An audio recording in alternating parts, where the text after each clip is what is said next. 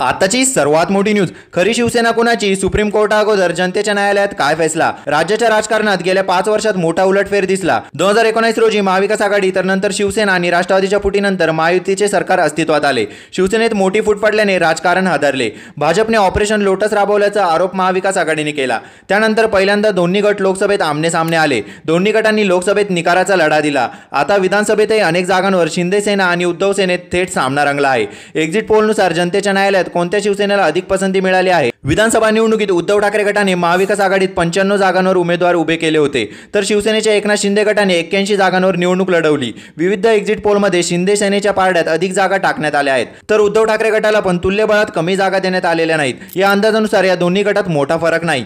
TV9 reporter पोलच्या आकडेवारीनुसार विधानसभा निवडणुकीच्या रणसंग्रामात महायुतीच्या पारड्यात 129 ते 139 जागा असतील। TV9 रिपोर्टर पोलच्या आकडेवारीनुसार विधानसभा निवडणुकीच्या रणसंग्रामात महायुतीच्या पारड्यात 129 ते 139 जागा असतील। त्यात भाजपला 80 पेक्षा अधिक जागा मिळतील, तर शिवसेना शिंदे गटाला 25 पेक्षा अधिक जागा मिळण्याचा अंदाज वर्तवण्यात आला आहे।